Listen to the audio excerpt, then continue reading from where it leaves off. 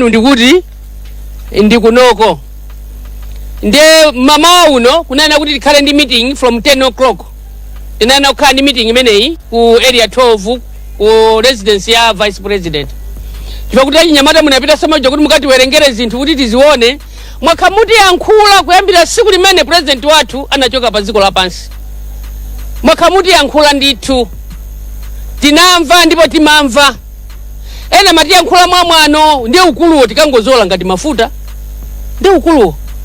Ena mati yankhula mwabwino timamva ndithu. Mipando imene tili nawo ife tibwerezenso. Palibe mpando wina uliwonse umene ali apa amene akupanga ku nyumba kwake. Mipando yonse ili apa ndiye chani ya kuchipani. Ndikupempheni chonde achinyamata. Mukangomva kuti akulu anu akukambirana nkhani mukafuna bwerani mukhale kuno. Musakhale so kumalo betu kukambirana nawo.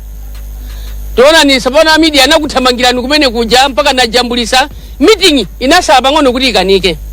Tinene pano kuti meeting yachitika chifukwa itakanika kuti chitika meti nakumana ndi president athu a UTM tinapitanso ku office. Ku office kwa watanditana. Tinakauza koma mwina poti nimene aonera iwo chifukwa anthu inuyo akanabweraso kuchita na address kuti atakhala ndi pansi ndine mtsogoleri wanu. Koma mwina mmene anthu amapereka report kumakhala kosiyana koma ine had to address you and you listened. Ndipo ndikuthokozeni kwambiri kuti munamva kuti ndanyamula mpando wanu takamba nanu munamva. Then kuchoka pamenepo sitinangosiya kumwe tinakumana ndi maligo. Chipani cha UTM tithokoze kwambiri mzimu wa Dr. Saul Chilima, timthokoze kuti Mulungu mzimu wake use mtendere. Anachisiya chipani cha UTM ndi lawyers anzeru kwambiri. Nde tinali kwaita na lawyers kuti tatuzeni kuti tipange bwanji. Nde lawyers athu we had to go article by article of the constitution. Ndimana tuuza una kuti kodi muna nsonkhano naitanisidwa nsonkhano naitanisidwa. Magendas analipo magendas analipo. No same munaitanidwa mwabwera tabwera kupatula mmodzi director of elections. Chabwino kola mwani imati chani talongoswa kola mwethu ya constitution imanena kuti mwakuti meta kwaniramu ndi mwakuti. Nsonkhano kuti ulesedwe akanabwera kuti anyamata ali kunjaku tasonkhana tonse ziko mukwambika koma chifukwa kuti anyamata ali kunjaku ndi kuti silikapange nsonkhano tibwerere tikumaneso mawa kapati kumane siku lakuti nsonkhano kanalipereka. Koma tangosonkhana bwana jasana bwere kuti anene kuti chifukwa cha izizi zachitikazi ndi kuti nsonkhano alipereka ndi lawyers anatuza kuti mukambirane. Chifukwa constitution yanu ikulamulani article 13 of the constitution ikukulolani kuti ACC mutapanga msonkhano. Koma semene timakumana ndi malemu a president athu akakha kuti wakuchokapo amachita assign deputy wawo kuti amalizise msonkhano kuti ine sindikulesesa msonkhano kwa pota deputy anga alipo udu please chair ine ndikuchokapo and tinapanga zimene chifukwa tinafuna kuti tisapite kumbali koma tibwere malamulo ake a chipani kuti amati chani. Chimati mafuna tikumane lero timafuna nena kuti chimwalire na president athu ziko linangoti nje makamaka umbali ya chipani cha UTM. Asogolera athu a chipani ya kuli John ya ku district ya Koswese amangoti kodi ndi chani. Then we were getting a number of calls.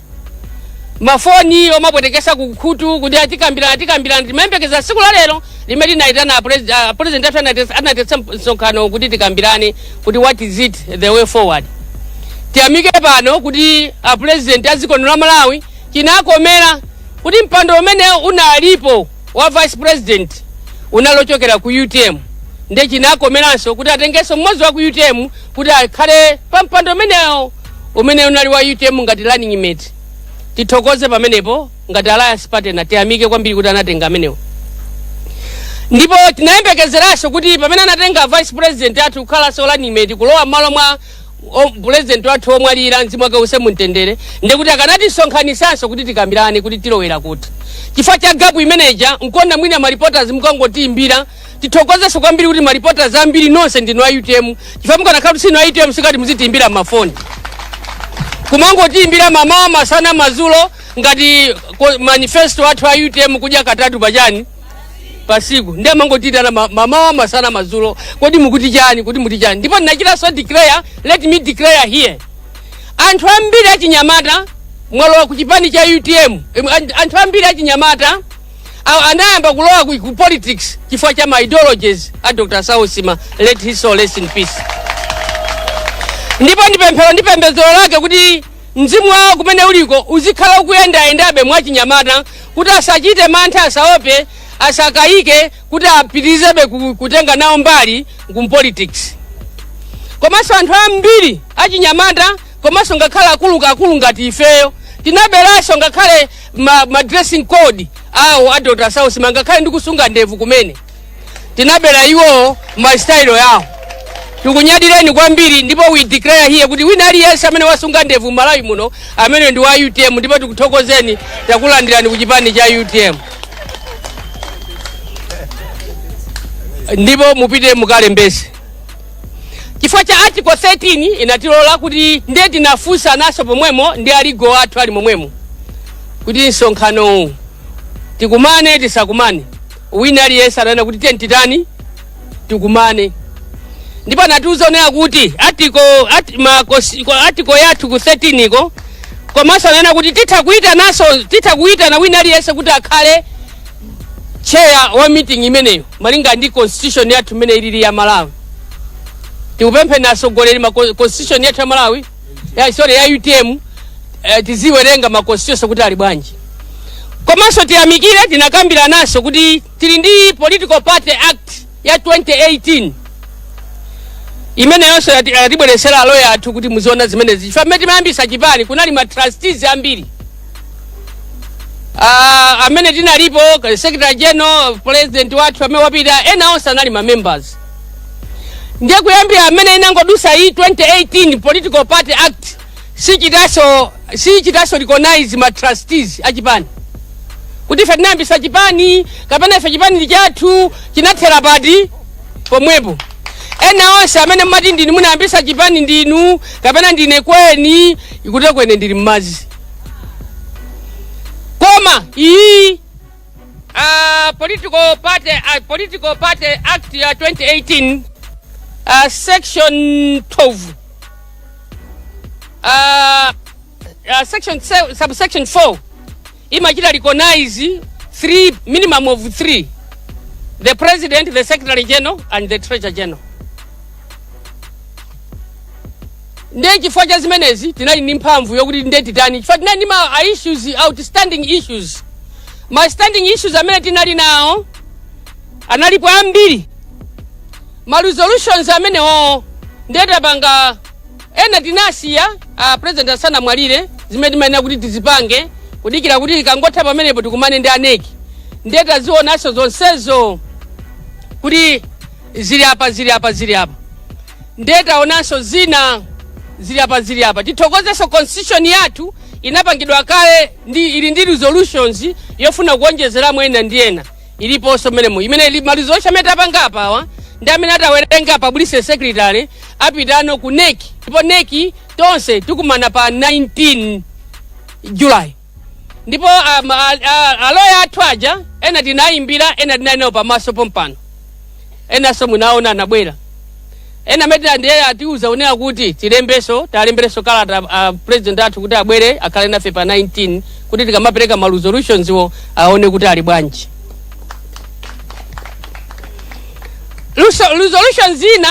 Resolution imene inakhala kuti anthu akulephera directions chifukwa chongokhala quiet osakamba china chilichonse ni nkhani ya alliance. Ndi alliance imeneyo resolution imene takambirana kuna kuti pali ife sitikudziwa china chilichonse tangokhala sinauzidwe china chilichonse mwina kusauzidwako nkona kuti mwina anthu achoke ku alliance iko.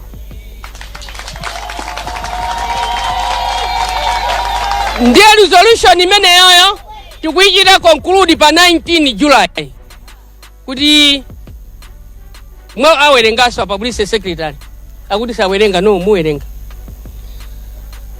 Zimene ndikunena ine siza Patricia Kariati koma ndi za chipani.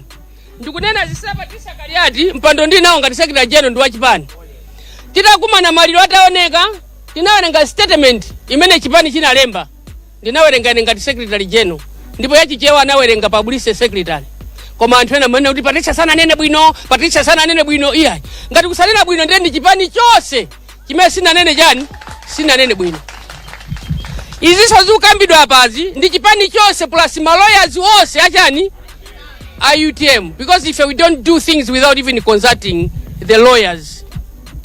Azimene swazi werenganso onabo Njawala, siza Njawala ndia maya kunyumba kwawo, koma nza jani za UTM. Imangofuna dene pamenemo. Statement iso amene iwerenganso ku stadium analembaso ose achipani ndi aneki anachita kundipasira kuja kuti muwerenge ziti. Ndeti mangofuna kuti tizinena kuti ena nthawi zina mwamma kuti tikonzeso zinthu tithiremo mchere nteza zikoma timafunaso kumaononga kuti koma wi wakuti ambira amene timene akuiso koma wakuti takhala tikujomba malozisho ena amene akuti amene ali kuneki ndi ku Central Committee akagojombaso masiku 3 amene anyamuka azitani azipita.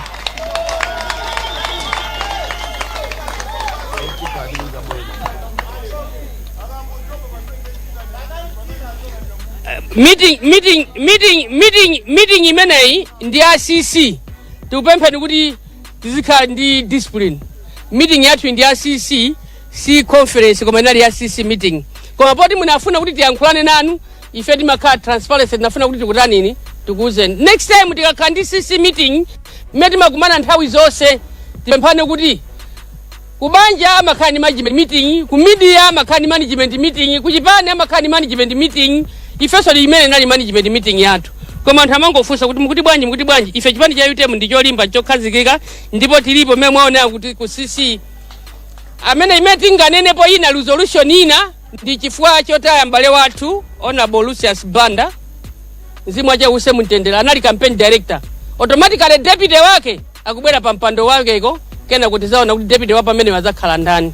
Koma ndimafuna dene kuti deputy wa Lucius Banda amene abwere pamenepo zina zonsezo tizakambirana pa 19 zina zonzofuna kuti akamba olemekezeka National Publicity Secretary.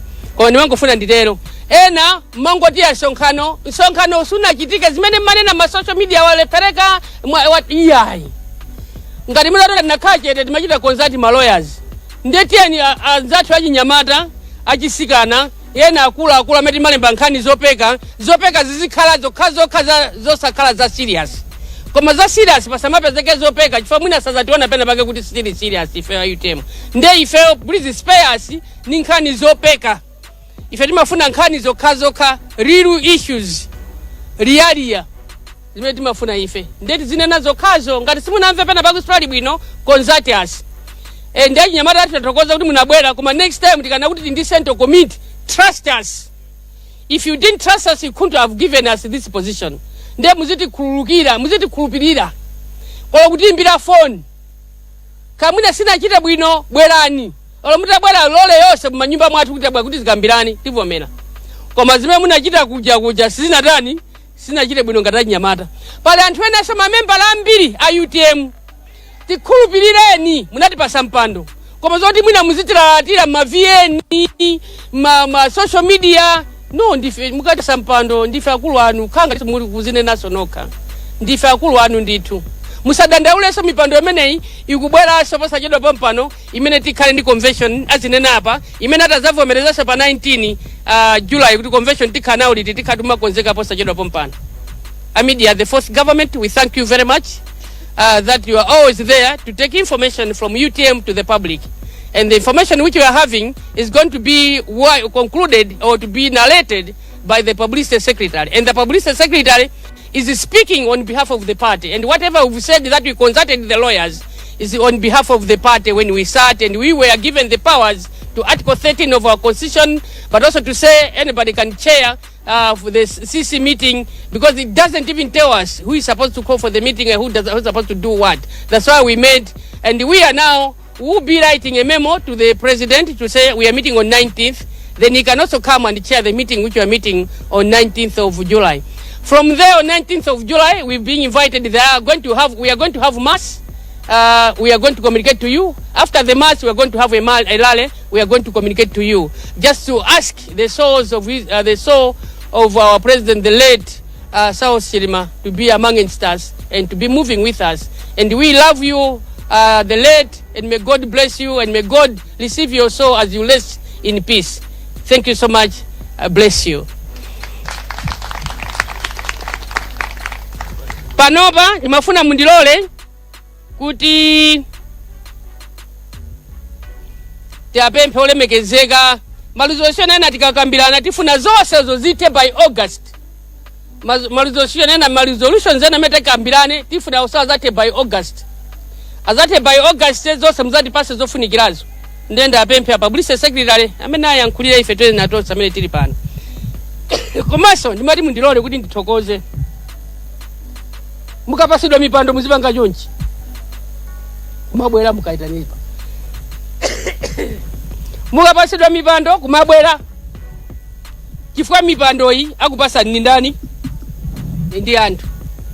Ndiye tikuthokozeni kuyambira kwa apabulise secretary, a treasurer general, a national organizing director of women, awa tinachita kwako kapamphaza kuti bwerani ni chifasa kupeza bwino. Ndesi tinafune kuti tikambirane iwo popanda tikamachitaso concert. It doesn't mean that I'm modi. Komanso tikamachita concert timafuna tonse zichitana concert tili pati tili pompo.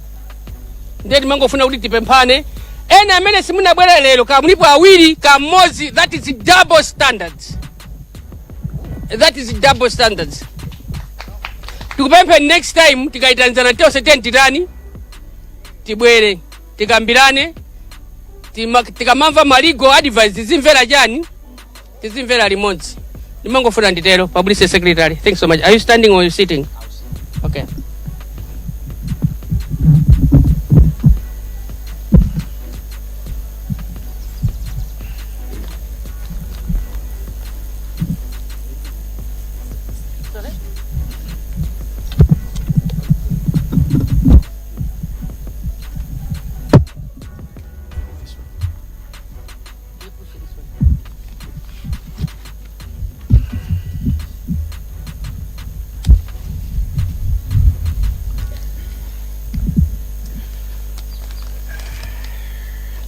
Zikomo kwambiri.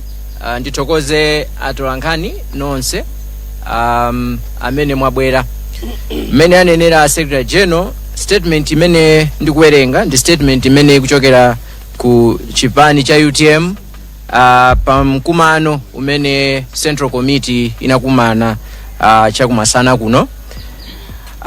Chifukwa cha kuti statement ndiyomveka bwino sititenga mafunso kuchokera ku nyumba zoulutsira nkhani.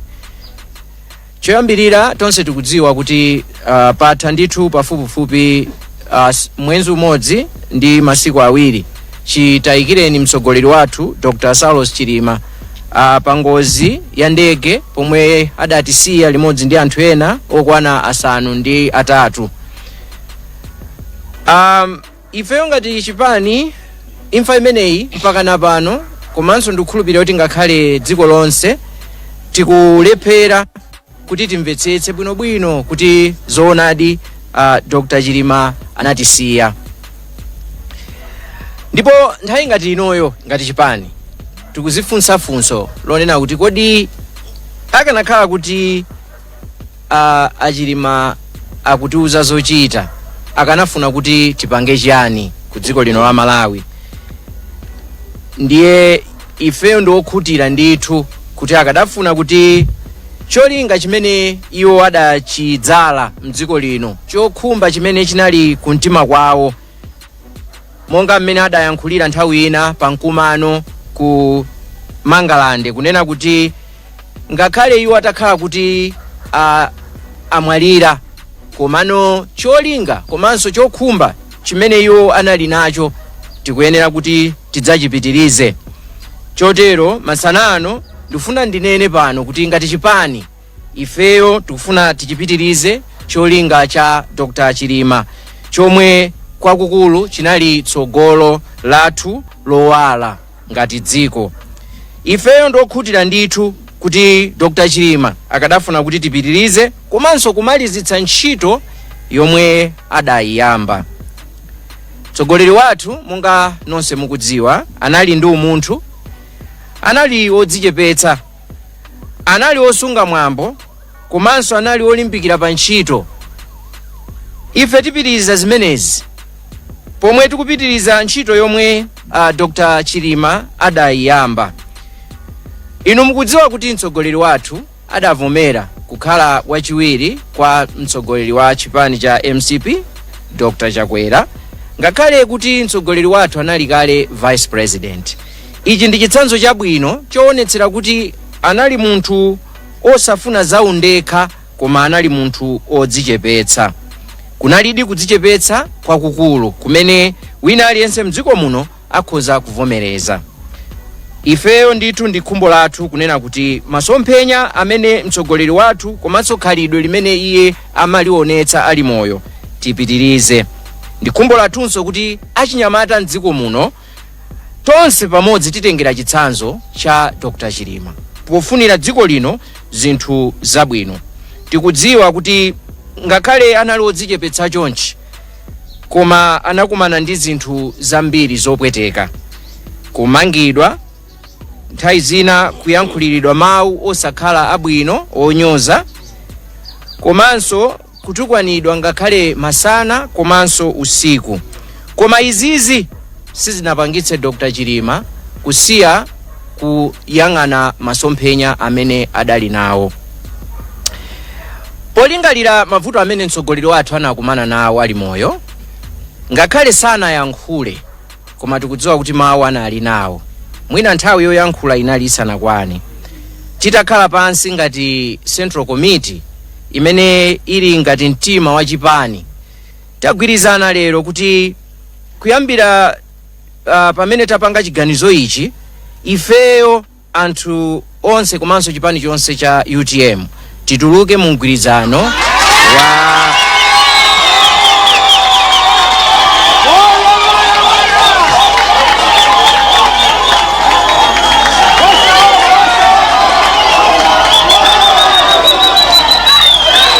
Zikomo.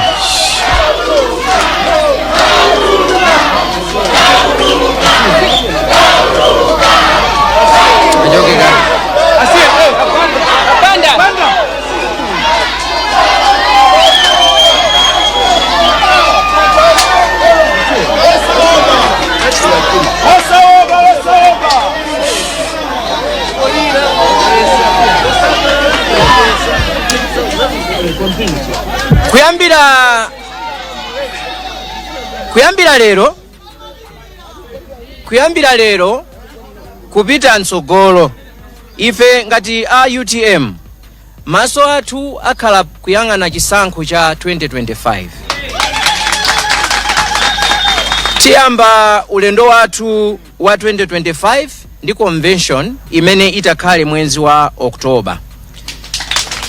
Chomwe tikupempha ndi choti anthu onse amene akufuna kwabwino, kuphatikizapo achinyamata a mdziko lino, anzathu ku Kenya akumanena kuti ma Gen Z, amene ali anthu amene anabadwa kuyambira mzaka za 1995 kufika lero, kuti nawonso asaope, asatope, asafowoke, koma atenge nawo gawo potsatira chipani cha UTM ngati chipani chimene chanyamula masomphenya a Dr. Saulos Chilima. Tikufuna tipemphenso kuti abale onse amene akudziwa kunena kuti nawonso ali ndi maganizo ofanana ndi amene Dr. Chilima anali nawo ofunira dziko lino zabwino, abwere kuti tigwire nawo ntchito limodzi.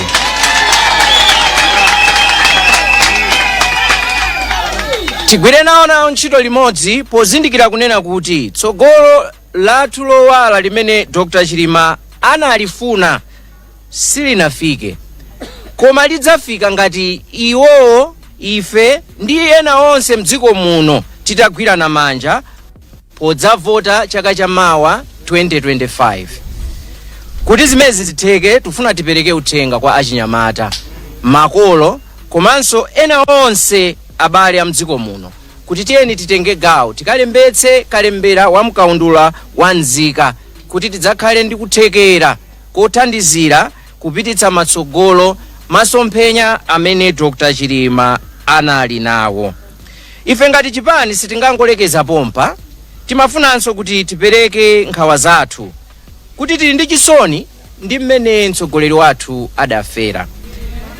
Ife imfa imeneyi ngati chipani inatikhudza, komanso tikukhulupirira kuti ngakhalenso a Malawi wonse idawakhudza. Khumbo lathu ndilo kuti tsiku lina ngati chipani komanso ngati a Malawi tidzadziwe zoona zenizeni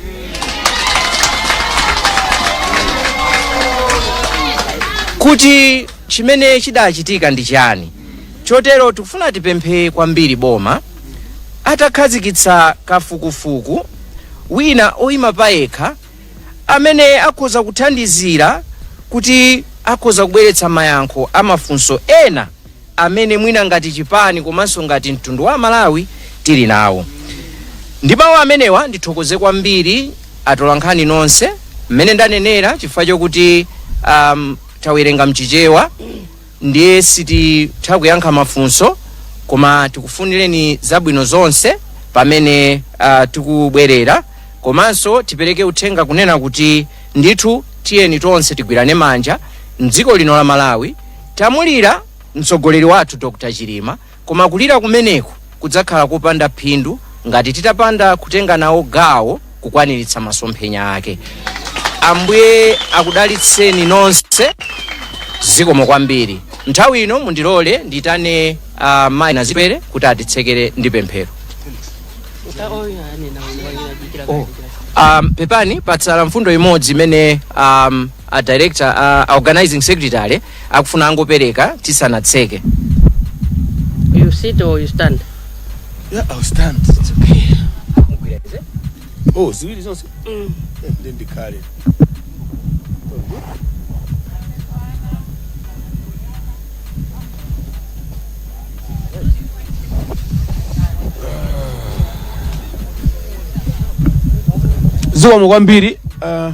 Zikomo kwambiri anzanga nonse muli kumbuyo kuno mosogozedwa ndi a Secretary General a chipani chathu cha UTM.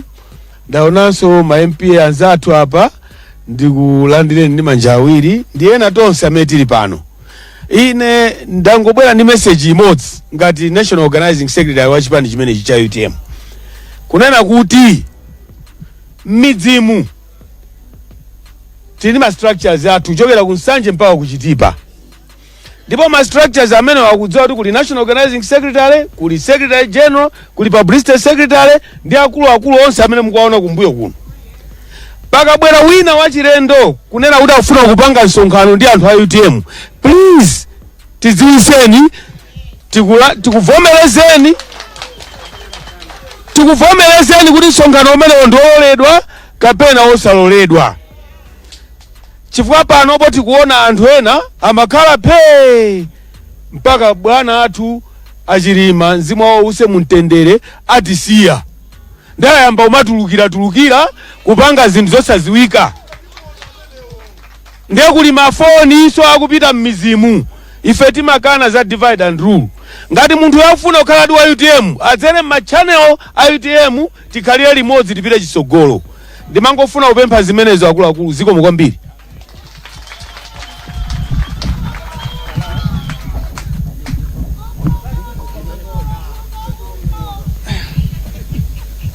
Shall we close our eyes as we pray? Our Heavenly Father, we come before your throne of grace this afternoon. We thank you, Father, for being with us as we are presenting what was discussed and agreed in the meeting. Now, as we disperse to our various places, may you be with us so that we reach our destination safely. In the name of Jesus we pray. Amen.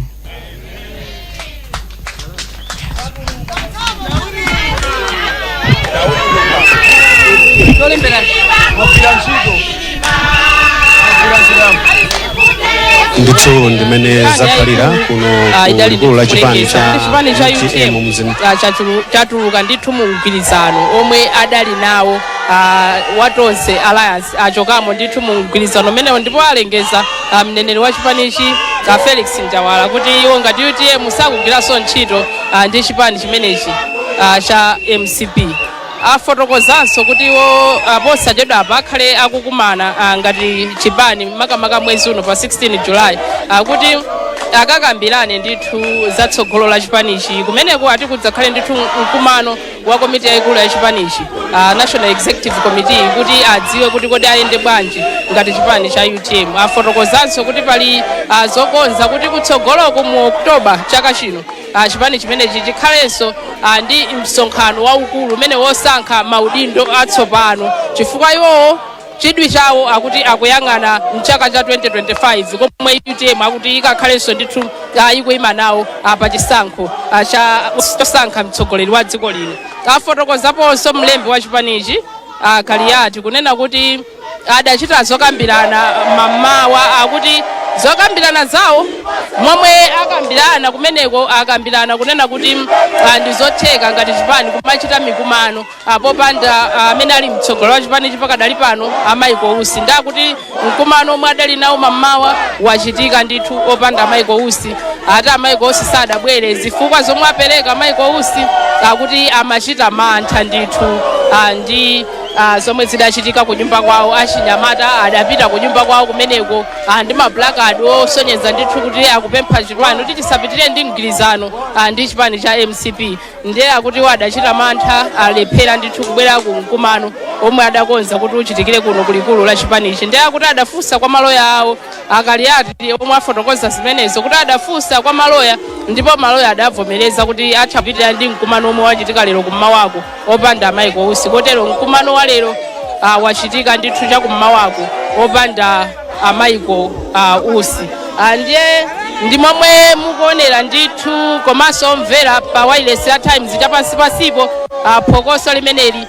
anthu otsatira chipanichi kusangalala ndithu kuti tsopano zomwewo amafuna akuti zatheka chifukwa chakummawako adapita kwa Michael Ousi ndithu kukapempha kuti akufuna atachoka mu mgwirizano umenewo ndiye msonkhano watolankhano modakonzedwa kuno watha achinyamata kumbuyoku pansipo ngati mukumvera pa wireless kusangalala ndithu kuti akuti iwo atuluka mu mgwirizano umenewu msonkhano umenewu amene adatsogolera msonkhano watolankhano umene adali amayi Kaliyati amene ali mlembi wa chipanichi koma amene adawerenga statement ndi mneneri wa chipanichi amenewo Felix Njawala ndiye kuchoka muno mu mzinda wa Lilongwe komwe timakupatsirani tsatane wa zomwe mkumano wa chipani cha UTM watulutsa mdali ndine Kafe Maulidi komanso mzanga pamakina Taufiki Chipinga tidaliso ndi Khumbo Kaliwo